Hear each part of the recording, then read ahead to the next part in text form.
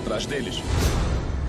Uma profecia diz que 2 filhos de Adão e 2 filhas de Eva vão surgir para derrotar a feiticeira branca e pôr fim ao inverno eterno.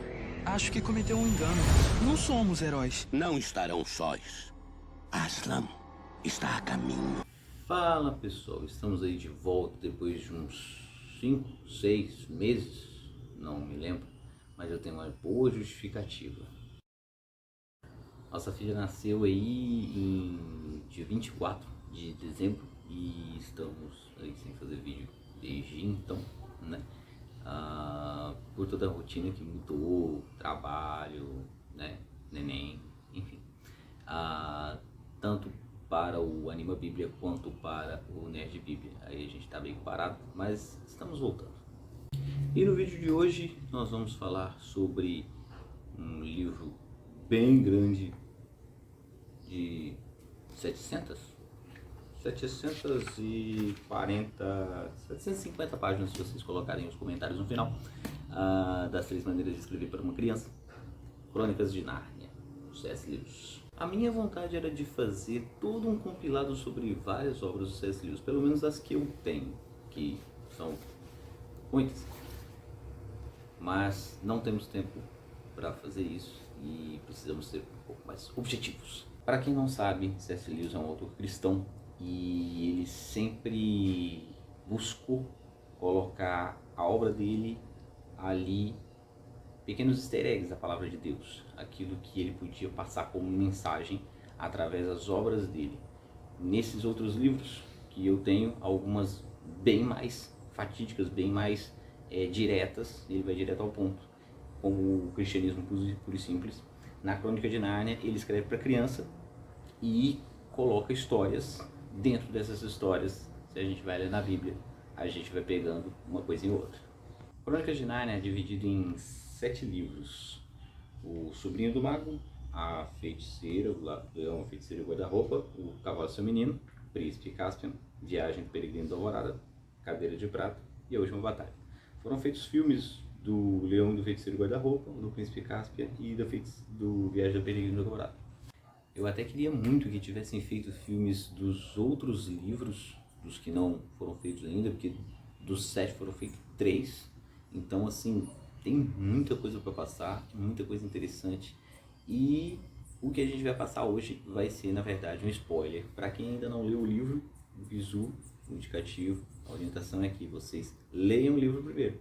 Assim sendo, eu vou spoiler só sobre o primeiro livro. Vai ser o foco desse vídeo neste momento. Então, para a gente chegar na parte que a gente precisa chegar, eu vou ter que spoiler um pouco e fazer um resumão do primeiro livro.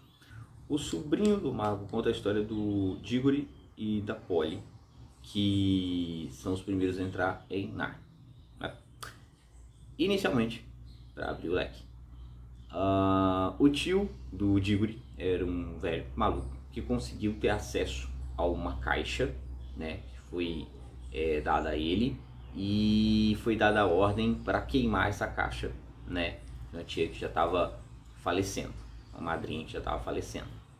Mas esse tio do Diggory, ele era ambicioso e ele se achava um mago, um erudito, e decidiu estudar essa caixa, abrir a caixa, achar um pó, e desse pó ele começou a fazer experiências até conseguir produzir anéis com esse pó. Desses anéis, ele produziu anéis verdes e amarelos. Os verdes faziam a pessoa voltar. Os amarelos enviava a pessoa a outros mundos. E aí o C.S. Lewis cria o multiverso. Olha só, não foi a Marvel não foi a primeira. Esse tio André passa as crianças para trás, colocando um anel amarelo, sem falar o que ele faz no dedo da Polly. A Polly é enviada para outro mundo. O Diggory recebe a missão de resgatá-la como um experimento, que o tio André estava fazendo isso antes com porquinhos da Índia. Aí alguns explodiam, outros sumiam, outros morriam, e ele ainda não sabia como acontecia e quando eles sumiam, para onde eles iam. Aí quando ele conseguiu enfiar no dedo de um ser humano, ele pôde chantagear outro ser humano para ir buscar. Nisso, quando o Diggory vai atrás da Polly, eles acabam descobrindo que eles estão em um mundo entre mundos. Um mundo que é um bosque, e esse bosque é cheio de lagos. Cada lago é um portal para um determinado mundo. Mas nada acontece se você simplesmente entrar no lago, só vai ficar molhado. Você precisa estar com o anel que o envia para esse mundo. O anel verde, então, ele não envia a pessoa de volta ao mundo. Ele envia a pessoa para dentro do mundo selecionado nesse bosque. O anel amarelo manda a pessoa para o bosque. Só que as crianças não sabiam disso. Nisso as pessoas entram em carne. Um mundo desolado, totalmente destruído, em ruínas. O sol já não é mais um sol comum, é uma gigante vermelha. Basta saber que quando nosso sol morrer, ele vai virar uma gigante vermelha, explodir toda a sua massa coronária e depois virar uma anã branca. E eles encontram uma galera meio que petrificada, congelada. E entre estes, eles acham um pequeno sino com uma mensagem que atiça a curiosidade de uma criança, né? Para tocar e ver o que acontece. Esse sino desperta a Jades, que era uma tal de feiticeira branca. A feiticeira branca, a Jades, fala para eles que detonou aquele mundo inteiro, o bel prazer, porque ela podia fazer isso. Quando ela viu que não ia ter vida mais, ela se enfeitiçou na esperança de que alguém um dia viesse a libertá-la, né? O mundo, aquele mundo já estava acabando, era questão de tempo até que carne não existisse mais e ela fosse embora junto com carne. Mas pela curiosidade do Diggory, eles acabaram despertando a Jades. E aí, vendo que ela era muito poderosa, eles tentaram desvencilhar-se dela, mas ela conseguiu agarrar neles antes deles usarem os anéis para voltar para casa. Quando eles chegam no limbo, ela já não tem todos os poderes que ela tinha, sua esplendorosa glória. E aí eles tentam voltar para casa. Quando Jades chega no nosso mundo, em Londres, ela não tem os poderes que ela tinha em carne, mas ela tinha super força e um tamanho gigante. Então ela era uma mulher muito grande, muito forte e começou a fazer uma bagunça adoidada. Deu trabalho para eles na casa deles, afrontou a proprietária da casa, que era a tia Leita, pegou ela pelo pescoço, arremessou ela longe, foi lá, brigou com a polícia, roubou uma joalheria, arrebentou com a calçada, com uma charrete, pegou a cabriolé que eles chamam, né? É a carruagem. E aí pegou e saiu pegando um poste, fez do poste uma massa e saiu batendo na polícia. A molecada se viu responsável por toda aquela bagunça e assim como trouxeram ela a este mundo, eles tinham que levar ela de volta. Só que na hora que eles encostaram nela, tinha o tio André, o cocheiro, o cavalo, eles e a feiticeira. E foi todo mundo junto pro limbo de novo.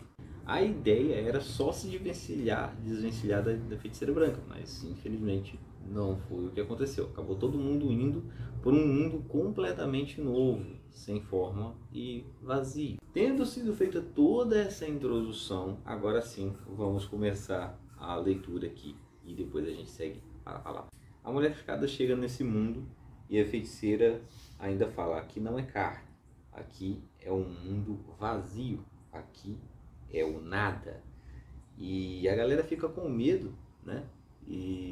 Porque tudo é escuro, não existe vento, não existe luz, tanto fazia ficar com os olhos abertos ou fechados, havia trevas e nada mais.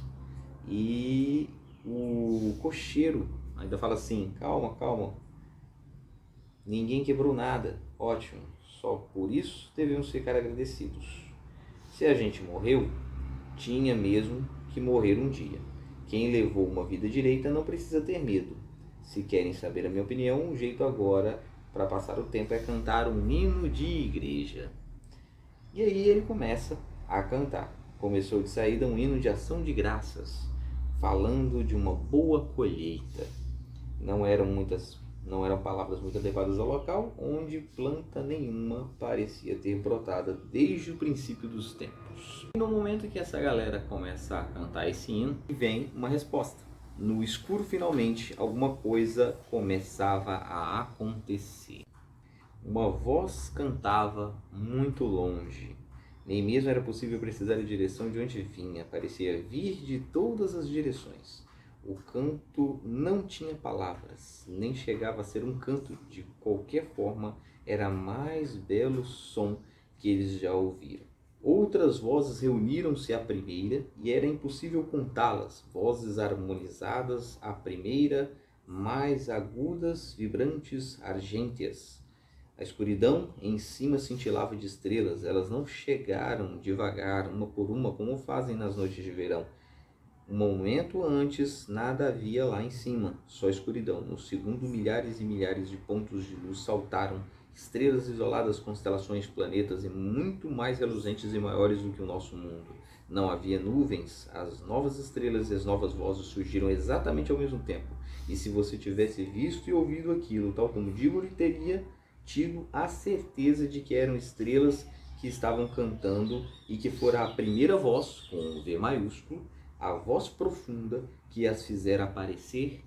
Seguindo a criação, senão vai ficar um vídeo muito grande, a Terra tinha muitas cores, cores novas, quentes, brilhantes, e faziam a gente exaltar, até que se visse o próprio cantor. Então todo o resto seria esquecido. Era um leão enorme, peludo e luminoso. Ele estava de frente para o sol que nascia, com a boca aberta, em pleno canto. Ali estava ele, a menos de 300 metros de distância. E seguindo agora, vamos para a palavra de Deus, Gênesis capítulo 1, versículo 1. No princípio Deus criou os céus e a terra. Era a terra sem forma e vazia. Trevas cobriam a face do abismo, e o Espírito de Deus se movia sobre a face das águas. E disse Deus: haja luz, e houve luz. Deus viu que a luz era boa, e separou a luz das trevas. Chamou a luz dia, as trevas chamou noite. Passaram-se tarde e manhã, e esse foi o primeiro dia.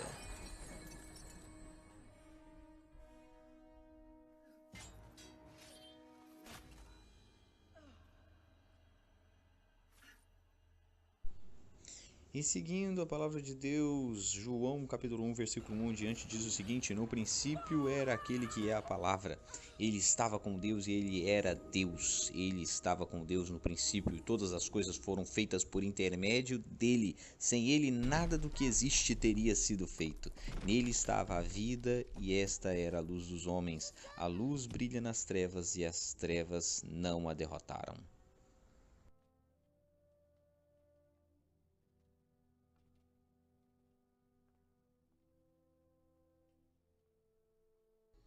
E o restante dessa história eu vou deixar a cargo de vocês. O livro das Crônicas de Nárnia é muito bom, muito edificante. E eu aconselho que todos que tiverem um tempinho possam estar adquirindo e lendo esse livro, seja em formato digital, seja em formato de livro, audiolivro, ou de livro de papel mesmo. Então é isso, pessoal. Fiquem na paz de Deus, que Deus os abençoe, e vamos que vamos.